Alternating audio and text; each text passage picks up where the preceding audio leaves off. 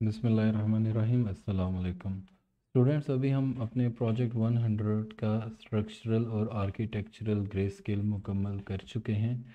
इसके अलावा हमें जो कॉलम्स और सॉरी है जो हमें बीम्स की लोकेशन चाहिए थी, हमने उसका भी एक तरफ अटैच कर दिया है। अब बात आ जाती है बाकी सर्विसेज की। बेसिकली हमने काम करना है इलेक्ट्रिकल ड्राइंग के ऊपर, और इलेक्ट्रिकल ड्राइंग में हमें बहुत सी सर्विसेज को कोऑर्डिनेट करना पड़ता है। ये हमारा मेन फोल्डर है, और ये हम यहाँ पर एक्सरफ का फ़ोल्डर ओपन कर लेते हैं और यहाँ से रेफरेंस के फ़ोल्डर में चले जाते हैं। अब यहाँ पर नंबर 3 में है हमारे पास एसी की ड्राइंग्स। तो हम सबसे पहले एसी की ड्राइंग्स को कॉपी करेंगे और उनको ग्रे स्केल के लिए तैयार करेंगे। ये मैंने एसी की ड्राइंग को कॉपी किया, अपने एक्सरफ के फ़ोल्डर में आया, यहाँ पर एक फ़ोल्डर एसी एक्सरफ्स के लिए तैयार किया। एसी एक्सरफ, चूँकि ये ग्राउंड फ्लोर की फ़ाइल है इसलिए मैं इसका नाम चेंज करता हूँ, प्रोजेक्ट 100 ग्राउंड फ्लोर एसी एक्सरफ। और ये मैंने अपनी फ़ाइल को एक नाम दे दिया। अब हम इस फाइल को ओपन करते हैं।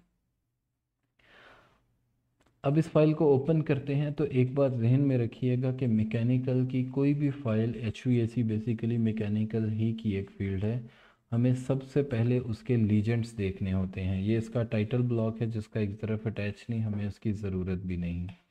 अब HVAC सिस्टम अपने आप में एक बहुत बड़ा सिस्टम है जिसका मेन मकसद होता है कि आपकी बिल्डिंग के अंदर गर्मी, सर्दी, गर्म हवा, ठंडी हवा और हवा का अखराज और ताज़ा हवा का इंदराज, इन सब का निज़ाम देखना होता है। ठंडी हवा को हम सप्लाई एयर कहते हैं।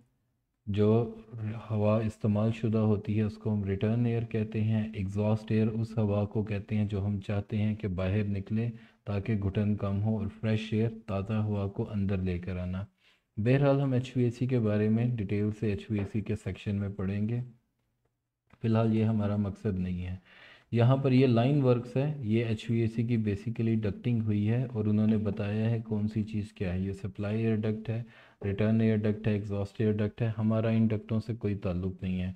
हमारा जो मेन कंसर्न है वो ये कि जब हम अपनी लाइट लगाएं तो हमारी लाइट किसी डिफ्यूज़र को टच ना करे। ये एक डिफ्यूज़र है जो फॉल सीलिंग में लगता है। मतलब ड्राइंग में जहाँ जहाँ ये डिफ्यूज़र होगा हमें उसको कॉपी करना है। ये रिटर्न एयर डिफ्यूज़र है जिससे हवा वापस एसी मशीन तक जाएगी, हमने इसको भी कॉपी करना है क्योंकि ये भी हमारी फॉल सीलिंग में लगेगा। इसी तरह किचन के अंदर जो डिफ्यूज़र लगते हैं उनको हम एग्जॉस्ट वाल्व भी कहते हैं, डिस्क वाल्व कहते हैं, और ये भी हमें कॉपी करने पड़ेंगे। ये टॉयलेट डिस्क वाल्व हैं, हमें इनको भी कॉपी करना है। गार्बेज वाल्व हैं, हमें ये भी कॉपी करने पड़ सकते हैं। बेसिकली हमारी लाइट लगती है या तो सीलिंग में या फिर दीवार पे। यानी आपके घरों में अगर कोई कहीं पे भी कोई लाइट आप देखेंगे या तो वो सीलिंग में लगी है या वो स्लैब में लगी है, जिसको हम सरफेस माउंटेड लाइट कहते हैं। और इसी तरह कुछ लाइटें हमारी दीवार के साथ लगती हैं। तो इसी तरह एसी की कुछ ग्रिल्स होती हैं जो दीवार के साथ लगती हैं और कुछ सीलिंग में लगती हैं। हमें यह ख्याल रखना होता है कि हमारी लाइट इन चीज़ों से टकरा ना जाए। हमें इनको कोऑर्डिनेट करना पड़ता है, लिहाजा हम इनकी लोकेशंस को कॉपी कर लेंगे। और उसके बाद ये उन्होंने दिया है स्प्लिट यूनिट, जिसको पावर चाहिए होती है। ये हमारी पावर सर्विसेज की ड्राइंग में हमें चाहिए। इसके अलावा हमारे पास कंडेंसिंग यूनिट होते हैं जो कि लीजेंड में नहीं मेंशन, लेकिन ये अपने जहन में रखना है। चिलर्स होते हैं, वाटर पंप्स होते हैं जिनको कि बिजली चाहिए होती है। तो यहाँ पर हमें बेसिकली वो तमाम तर चीज़ें कॉपी करनी है, उन्हीं चीज़ों की ज़रूरत है जिनको बिजली चाहिए। तो चलिए हम इस चीज़ की तैयारी करते हैं। आपको ये लीजेंड्स की ये शेप्स लाजमी तौर पे याद रखनी होगी, चाहें तो आप इसको यहाँ से कंट्रोल C करके कॉपी कर लें, कंट्रोल C करके कॉपी कर लें, या फिर यहाँ पर ये कॉपी क्लिप की ऑप्शन है, यहाँ से भी आप इनको कॉपी कर सकते हैं। मैंने सेलेक्ट किया, कॉपी किया, और कॉपी करने के बाद मैंने TM दबाया और TM दबा के टाइल मोड में अपनी ऑप्शन को 1 करके एंटर कर दिया। मैं मॉडल स्पेस में आ गया और यहाँ पे मैंने इसको पेस्ट कर दिया। पेस्ट करने के लिए हम कंट्रोल V भी दबा सकते हैं और यहाँ से डायरेक्ट पेस्ट पे भी क्लिक कर सकते हैं। अब आप देख सकते हैं कि इसका व्यू बहुत बड़ा है और इसका व्यू बहुत छोटा है। ये रीज़न होती है स्केल की। ये मैं स्केल सेटअप में चलकर समझाऊंगा जब हम पेज सेटअप को डिस्कस करेंगे। फ़िलहाल मैं स्केल की कमांड देता हूँ। स्केल की कमांड है SC, स्टैंडर्ड शॉर्टकट है। स्केल किया, इसको सिलेक्ट किया, सिलेक्ट ऑब्जेक्ट करने के बाद मैंने एंटर किया, बेस पॉइंट दिया और स्केल फैक्टर को मैंने 100 टाइम्स के से 100 गुना बड़ा कर दो, 100 गुना बड़ा कर दिया ताकि ये मैं आराम से देख सकूं। मुझे बेसिकली ये चीज़ें देखने की ज़रूरत नहीं है, लेकिन हम इस तरह काम करेंगे कि आपको भी समझ आ जाए। अब सबसे पहले हमने अपनी ड्राइंग के यूनिट्स को चेक करना है कि इस ड्राइंग के यूनिट्स इंचज़ में हैं, क्योंकि एसी वाले अक्सर अपने यूनिट्स इंचज़ में कन्वर्ट कर देते हैं, लिहाजा हम इसको दोबारा मिलीमीटर में ले जाएंगे और ओके करेंगे। इसके बाद हम लेयर्स में जाएंगे, मेक श्योर करेंगे कि सारी लेयर्स लॉक अनलॉक हों। हमें बेसिकली अपना बेस पॉइंट सेट करना है। मैंने इन सभी सर्विसेज को सिलेक्ट किया। सॉरी, इससे पहले हम 000 के ऊपर एक लाइन लगाएंगे। ये हमने लाइन लगा दी। इस लाइन के एंड पे हमारा बेस पॉइंट पड़ा हुआ है। इन सब को मैंने यहाँ से मूव कर दिया, बेस पॉइंट पकड़ा और इसको यहाँ पे लाके पेस्ट कर दिया।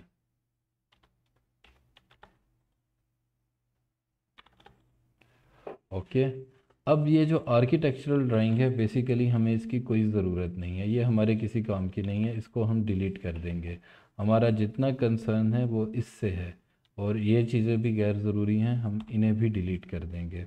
इस लेआउट की हमें कोई ज़रूरत नहीं, लीजेंड्स हमने ऑलरेडी कॉपी कर लिए हैं, हम इसको भी डिलीट कर देते हैं। अब हम टाइल मोड 1 पे जाते हैं, एक्सरफ में चेक करते हैं। जो कुछ भी एक्सरफ के अंदर मौजूद है हम उस सब को रीअटैच कर देंगे। रीअटैच, रीजनरेट, एक बार फिर से RFS। अब इसके बाद जो हमारा अगला सिस्टम है, हम जाके देखेंगे कि क्या एसी के लिए हमारे पास कुछ लेयर्स पड़ी हैं। अगर पड़ी हैं तो हम इन लेयर्स को कॉपी कर लेंगे।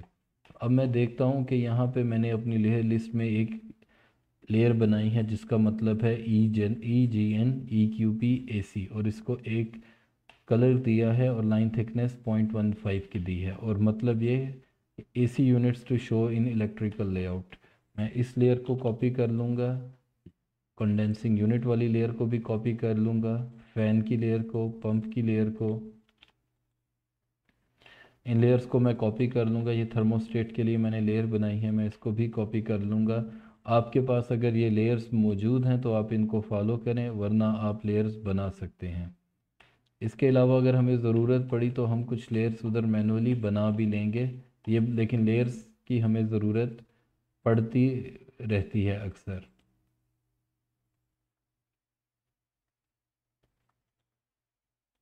इन्हें पहले मैंने साइड पे किया और साइड पे करने के बाद कॉपी कर लिया। कॉपी करके मैं अपनी एसी की ड्राइंग में आया और यहाँ पर आके इनको पेस्ट कर दिया, इन सारी चीज़ों को। अब सबसे पहले ये लूवर है, इस लूवर का साइज़ मुझे चाहिए। ये किसी भी वजह से मुझे चाहिए, हो सकता है जनरेटर का ये जो टेक्स्ट है इसकी भी मुझे ज़रूरत है, क्योंकि most of the cases mechanical वालों की कैलकुलेशन इसी पर डिपेंड करती है। हमें देखना होता है कि उन्होंने जनरेटर का साइज़ क्या डिसाइड किया है। अगर उनका साइज़ डिफरेंस हो तो हम उन्हें बता देते हैं। अब ये जो चीज़ है इसको हम कहते हैं रेफ्रिजरेंट पाइप्स, और ये उसकी ड्रेन लाइन जा रही है। ये ड्रेन लाइन है और ये रेफ्रिजरेंट पाइप्स की लाइन जा रही है हमारी। हमें इस लाइन को दिखाने की कोई ज़रूरत नहीं, साथ ही हमें इसकी भी कोई ज़रूरत नहीं, इसको हम डिलीट कर देंगे। ये हमारी डक्ट जा रही है, इस डक्ट की भी हमें कोई ज़रूरत नहीं, ना ही इस डक्ट के साइज़ की ज़रूरत है। ये डैम्पर है, इस डैम्पर की भी हमें ज़रूरत नहीं, और ना ही हमें इस टेक्स्ट की ज़रूरत है। लेकिन ये एक रिटर्न एयर लीनियर बार है, ये देखिए रिटर्न एयर लीनियर बार रजिस्टर, इसकी हमें ज़रूरत शायद पड़ सकती है, लिहाजा हम इसको रखेंगे। इसी तरह ये प्लेनम है जिसकी हमें कोई ज़रूरत नहीं, लेकिन ये हमारा स्प्लिट यूनिट है, इसको पावर चाहिए, बिजली चाहिए या नहीं, ये हमें एसी के लोड शेड्यूल ही से पता चल सकता है, लेकिन तब तक के लिए हम इसे अपनी ड्राइंग में इम्पोज करके रखेंगे। ये इसकी एक आइडेंटिफिकेशन है, इसका नंबर है कि यह है SP स्प्लिट यूनिट G1, मतलब ग्राउंड फ्लोर का पहला यूनिट। हमें इसकी भी ज़रूरत है, बाकी इन चीज़ों को हम डिलीट कर देंगे। इसके बाद हम आगे बढ़ते हैं यहाँ पर। अब यहाँ पर ये हमें नहीं चाहिए, जैसा कि हमने ऑलरेडी डिस्कस कर लिया था। ये टेक्स्ट भी हमें नहीं चाहिए। ये जो चीज़ आप देख रहे हैं ये लीनियर बार्स हैं। यहाँ पर अगर आप देखेंगे लीनियर स्लॉट डिफ्यूज़र, ये हमारी सीलिंग में लगे होते हैं और रेक्टेंगुलर शेप में होते हैं। हमें इनकी बिल्कुल ज़रूरत पड़ सकती है। ये डक्ट है, इस डक्ट की हमें कोई ज़रूरत नहीं, इन डक्ट्स को हम डिलीट कर देंगे। ये रिटर्न लीनियर बार है, ये भी फॉल्स सीलिंग में आएगा। ये हमारी लाइट्स या डिटेक्टर के साथ क्रैश कर सकता है, कोलैप्स हो सकता है, लिहाजा हम इसको भी रखेंगे। ज़रूरी नहीं है कि आप जो एसी की ड्राइंग देखेंगे वो इसी तरह की होगी। आपको बस ये कंसेप्ट जहन में रखना है, जो कुछ सीलिंग में या दीवार पर आएगा हमें उसकी ज़रूरत है, और हर उस चीज़ की ज़रूरत है जो बिजली से चलती होगी। जो चीज़ें बिजली से चलती हैं वो हमारी पावर लेआउट में शो की जाएंगी, और जो चीज़ें स्लैब या सीलिंग या फिर दीवार पे लगेंगी वो हमारी लाइट की लेआउट में शो की जाएंगी। अब ये देखिए, ये हमारा कंडेंसिंग यूनिट है। नॉर्मली हमारे घरों में मिनी स्प्लिट एसी लगे होते हैं जिनके बाहर एक आउटडोर यूनिट होता है। उस आउटडोर यूनिट को हम कंडेंसिंग यूनिट बोलते हैं। इसको आउटडोर यूनिट भी बोला जा सकता है। ये लीजेंड्स में शामिल नहीं था मगर हमें इसकी ज़रूरत है। मैंने इसको भी क्लियर कर दिया। ये हमारा एग्जॉस्ट फैन है। इसके लिए हमें ये चीज़, ये जो टेक्स्ट है इस टेक्स्ट की इतनी ख़ास ज़रूरत नहीं है, हम इस टेक्स्ट को डिलीट कर सकते हैं, लेकिन ये नंबर हमें चाहिए। ये हमारा एग्जॉस्ट फैन है, ये हमारी लाइट की ड्राइंग के अंदर शो किया जाएगा। अब इसके बाद हम इस पोर्शन में आते हैं और देखते हैं यहाँ पर क्या कुछ है। यहाँ पर सबसे पहले कंडेंसिंग यूनिट है, बिल्कुल वो हमें चाहिए। ये हमें पाइप्स और ये डक्ट्स हमें नहीं चाहिए, ये भी हमें नहीं चाहिए, और इसके अलावा हम इसको भी डिलीट कर देते हैं। यहाँ पर आपने जहन में रखना है कि डिफ्यूज़र्स के लिए आपको दो लेयर्स बनानी पड़ेंगी, एक सीलिंग डिफ्यूज़र और दूसरी लेयर आप बनाएंगे वॉल डिफ्यूज़र की, ताकि अगर हमें किसी एक को हाइड भी करना पड़े तो हम उसको हाइड कर सकते हैं। यहाँ पे फिर एग्जॉस्ट फैन जिसकी हमें ज़रूरत है हमने उसे रख लिया। ये हमारा एक और स्प्लिट यूनिट है। बेसिकली इसका नंबर भी GR1 है और इसका नंबर भी GR1 है। अब ये चीज़ बाज़ लोगों को कंफ्यूज कर सकती है कि एक ही फ्लोर में एक ही नाम की दो चीज़ें कैसे हो गई। और उसकी रीज़न ये है कि ये मॉडल बेसिकली रिप्रेजेंट करता है, यानी कंपनी ने, एसी इंजीनियर ने एक यूनिट को सिलेक्ट किया, एक मॉडल को सिलेक्ट किया, और उस मॉडल के दो एसी यूनिट्स रखे जाएंगे, लिहाजा इसी वजह से उनको एक जैसा नाम दिया गया है। जैसे कि आप ये बात कर सकते हैं कि किसी के पास नोट 5 मोबाइल है, तो इसका मतलब ये नहीं कि दुनिया में कोई किसी दूसरे के पास नोट 5 मोबाइल नहीं हो सकता। ये बेसिकली रिप्रेजेंट कर रहा है कि एक ही फ्लोर में एक ही मॉडल के दो यूनिट्स हैं। असूली तौर पे इनका नाम अलग अलग होना चाहिए था, लेकिन हर कंपनी का काम करने का अपना अंदाज़, अपना तरीक़ाकार होता है। ये हमारा काम है कि हम इस चीज़ को समझें।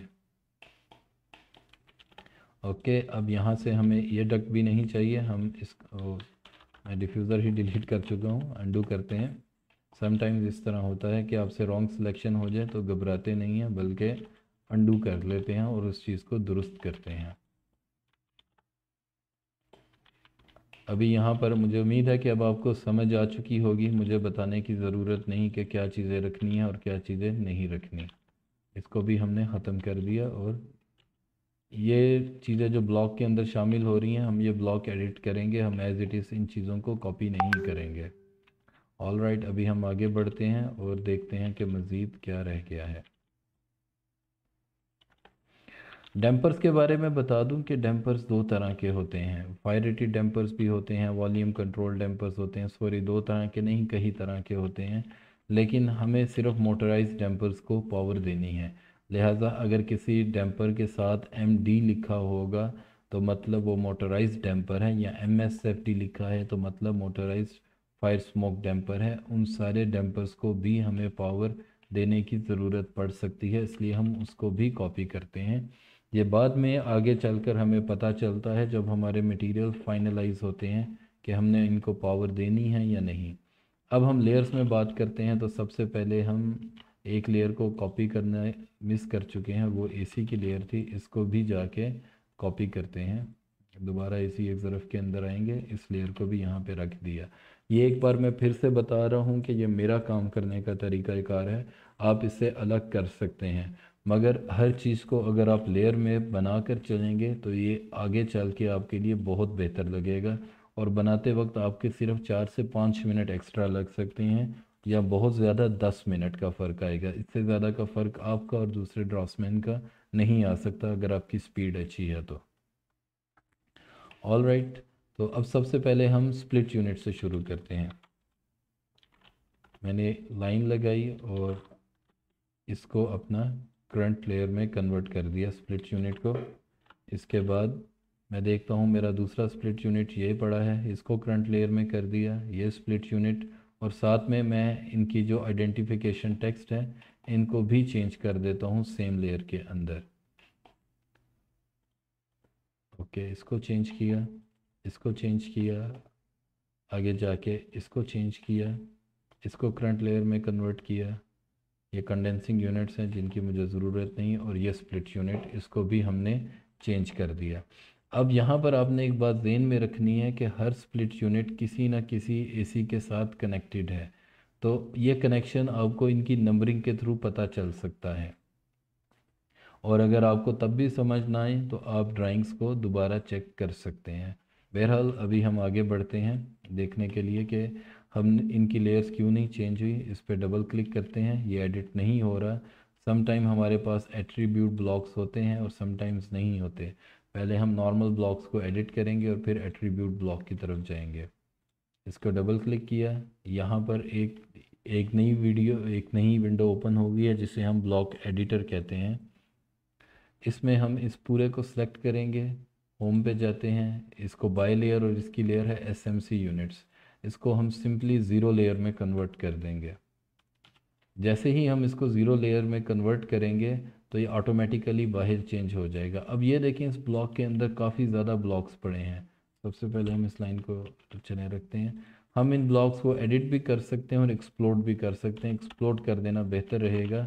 हम इन्हें एक्सप्लोड करके मैच लेयर कर देते हैं और इसको सेव करेंगे। ऑटोमेटिकली जितने भी ब्लॉक्स इस नाम के थे वो सारे के सारे चेंज हो गए हैं और करंट लेयर में कन्वर्ट हो चुके हैं। अब हम देखते हैं कि क्या ये इसी ओके, ये एरो बाहर ही पड़ा है, इस एरो को हम वैसे ही सिलेक्ट करके सिंपली डिलीट कर देते हैं। अब ये यूनिट ऑलरेडी चेंज हो चुका है, लेकिन ये देखिए इसके अंदर अभी भी कुछ लाइंस हैं जिन्होंने अपना कलर चेंज नहीं किया। और इस पर हम डबल क्लिक करते हैं तो हमारे सामने एट्रीब्यूट एडिटर आ जाता है।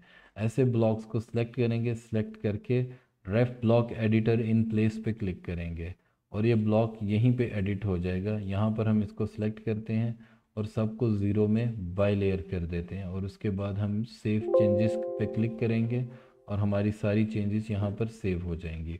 अब इसी तरह हमने कंडेंसिंग यूनिट्स को कंडेंसिंग यूनिट की लेयर में कन्वर्ट करना है, लेकिन इससे पहले हम इन चीज़ों को चेंज करते हैं। हम क्या करते हैं, हम तमाम तर मशीनों की आइडेंटिफिकेशन को या आइडेंटिफिकेशन टैग्स को सिलेक्ट सिमिलर के ज़रिए सिलेक्ट करेंगे और फिर इन सब को बर्स्ट कर देंगे। बर्स्ट करने के बाद जोन सा जिस यूनिट, ये एसी यूनिट को चूँकि रिप्रेजेंट कर रहे हैं स्प्लिट को, हम इसे इस लेयर में कन्वर्ट कर देंगे ताकि जब हम इसको ऑफ़ करें तो साथ में ये ऑब्जेक्ट भी अपने आप ऑफ हो जाया करें। इसको चेंज किया, इसको चेंज किया, इसके अलावा इसे चेंज कर दिया और इसे भी चेंज कर दिया। अब बारी आ जाती है हमारे कंडेंसिंग यूनिट्स की। तो सबसे पहले हम एसी की लेयर को ऑफ़ कर देंगे। ये एसी की लेयर ऑफ हुई। अब हम कंडेंसिंग यूनिट्स की लेयर्स पे चले जाते हैं। अब हम सेलेक्ट करते हैं, ये कंडेंसिंग यूनिट है हमारे पास, इसके अलावा हमारे पास ये कंडेंसिंग यूनिट है, ये कंडेंसिंग यूनिट है। अब हमने इन तीनों कंडेंसिंग यूनिट्स को चेंज करना है। डबल क्लिक करेंगे, ब्लॉक एडिटर हमारे सामने ओपन हो जाएगा। इस एरो की हमें कोई ज़रूरत नहीं, इसे हमने डिलीट कर दिया। इस लाइन की कोई ज़रूरत नहीं, और इस सब को सिलेक्ट करेंगे, लेयर ज़ीरो और कलर बाय लेयर कर देंगे। इसके बाद ये भी अपने आप चेंज हो जाएंगे, सारे के सारे एक एडिटिंग से सारी चीज़ें एडिट हो गई। अब ये अलग एट्रीब्यूट है, इसलिए हम इसको फिर सेलेक्ट सिमिलर करेंगे। सेलेक्ट सिमिलर करने के बाद इसको भी बर्स्ट कर देंगे। बर्स्ट करने के बाद हम इसे मैच प्रॉपर्टीज़ करेंगे, इसको भी मैच प्रॉपर्टीज़, इसको भी मैच प्रॉपर्टीज़ कर देंगे। अब हमने हमारे तमाम तर कंडेंसिंग यूनिट्स को भी चेंज कर दिया। हम इसकी लेयर को भी ऑफ कर देते हैं। हमने एसी यूनिट्स और कंडेंसिंग यूनिट्स की लेयर चेंज कर दी। ये एक स्प्लिट यूनिट हमसे मिस हो चुका था, चलें हम इसको भी चेंज करते हैं। इसको बर्स्ट किया, बर्स्ट करने के बाद इन दोनों को सिलेक्ट किया, सिलेक्ट करने के बाद इनकी लेयर एसी की लेयर में कन्वर्ट की, और इसके बाद लेयर्स को ऑन करके चेक किया कि क्या सब कुछ सिलेक्ट हुआ है या नहीं। यहाँ पर हम देख रहे हैं कुछ लाइंस लगी हैं, इन लाइंस को हम मैनुअली डिलीट कर देंगे क्योंकि ये उस टाइम पर मिस हुई हैं, इस वजह से ये बाद में भी तंग करेंगी। ये इसके अंदर एक टेक्स्ट नज़र आ रहा है, इसको हम सिंपली बैक स्पेस करके ख़त्म कर देंगे। हमें ये ब्लॉक ऑलरेडी मौजूद है, इसके एट्रीब्यूट को एक्सप्लोर करने की ज़रूरत नहीं है। अब हमने एसी मशीन्स को भी कंप्लीट कर लिया है। अब बारी आ जाती है फ़ैन्स की, और उसके बाद फिर हम डिफ्यूज़र्स की तरफ जाएंगे। तो मैं देखता हूँ क्या मैंने फ़ैन के लिए कोई लेयर बनाई थी। जी हाँ, बिल्कुल मैंने फ़ैन के लिए भी एक लेयर बनाई है, जो लेयर अब हमारे काम आएगी। यहाँ पर एक लाइन लगाई, इस लाइन को पहले मैंने फ़ैन की लेयर में कन्वर्ट किया और यहाँ से इसको डायरेक्ट मैच प्रॉपर्टीज़ कर दिया। इसको बर्स्ट किया, बर्स्ट करके दोबारा इसे मैच प्रॉपर्टीज़ कर दिया। इस एरो की हमें कोई ज़रूरत नहीं, मगर ये ब्लॉक का हिस्सा है। डबल क्लिक करेंगे, ब्लॉक एडिटर ओपन होगा, इस एरो को हम डिलीट कर देंगे और बाकी जो कुछ रहता है उसको बाय लेयर कर देंगे। लेयर ऑलरेडी ज़ीरो पे सेटेड है, इससे क्या होगा कि हमारा ये ऑब्जेक्ट ऑटोमेटिकली अपनी लेयर को चेंज कर लेगा। अब इसी तरह जाके हम अपने दूसरे फ़ैन को भी चेंज कर देंगे। चूँकि वो ब्लॉक एडिट हो चुका था, इसलिए इस ब्लॉक ने भी अपनी प्रॉपर्टीज़ को बेहद आराम से चेंज कर लिया। इसको भी बर्स्ट करते हैं, बर्स्ट करने के बाद इसे भी मैच प्रॉपर्टीज़ कर देते हैं। अब हमारे पास सिर्फ डिफ्यूज़र्स रह गए हैं। डिफ्यूज़र्स बेसिकली हमारे पास दो तरह के हैं, वॉल माउंटेड हैं और इसके अलावा सीलिंग माउंटेड है। तो हम दो लेयर्स बनाएंगे, सीलिंग डिफ्यूज़र्स, और दूसरी लेयर बनाएंगे वॉल डिफ्यूज़र्स की। तो लेयर्स में जाते हैं। ये लेयर तो मौजूद नहीं है, कोई मसला नहीं, आप मौके के हिसाब से लेयर्स बना सकते हैं। एसी वॉल, पूरा डिफ्यूज़र लिखने की ज़रूरत नहीं है, DIF काफ़ी होता है। इसको हम कोई भी कलर दे सकते हैं। लेट से मैं इसको कलर दे देता हूँ 50। इसके बाद दूसरी लेयर बनाता हूँ, एसी सीलिंग डिफ्यूज़र, और इसका कलर 161 रहने देते हैं। इस लेयर को अपनी करंट लेयर में चेंज करते हैं। हमने एक लाइन लगाई सीलिंग डिफ्यूज़र के लिए और दूसरी लाइन लगाते हैं वॉल डिफ्यूज़र के लिए।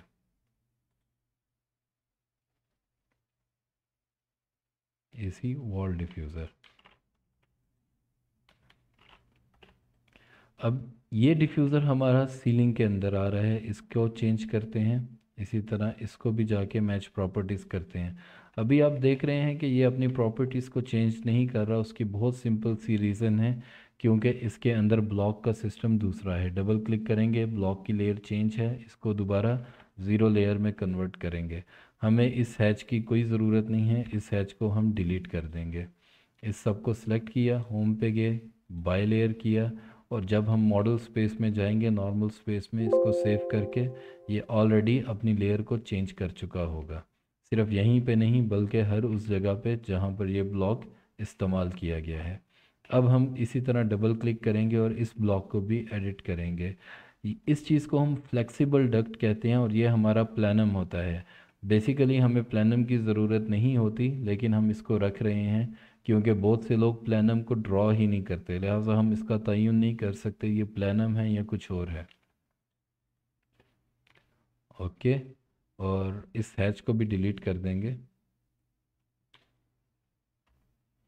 और इन सबको सेलेक्ट किया, होम पे गए और इसकी लेयर को भी हमने ज़ीरो में कन्वर्ट कर दिया, ज़ीरो।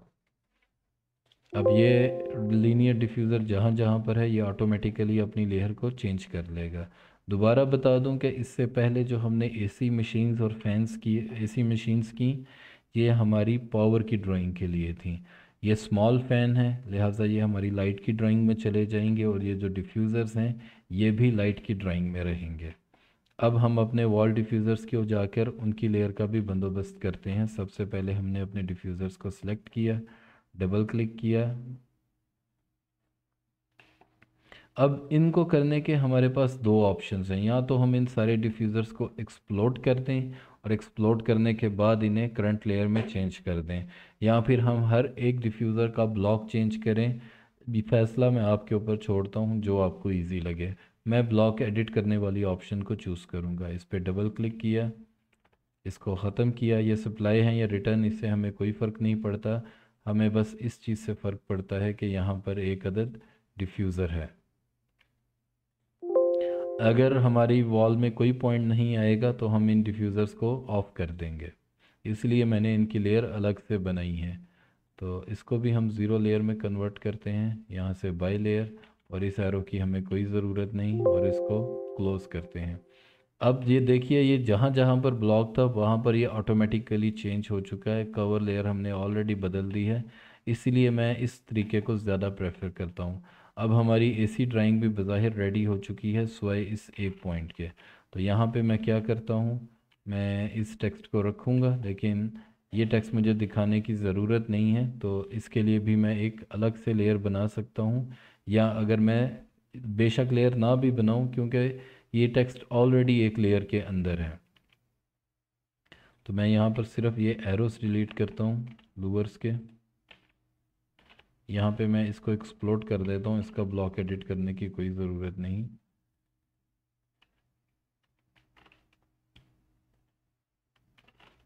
और यहाँ पे इसकी लेयर भी सेम कर देता हूँ।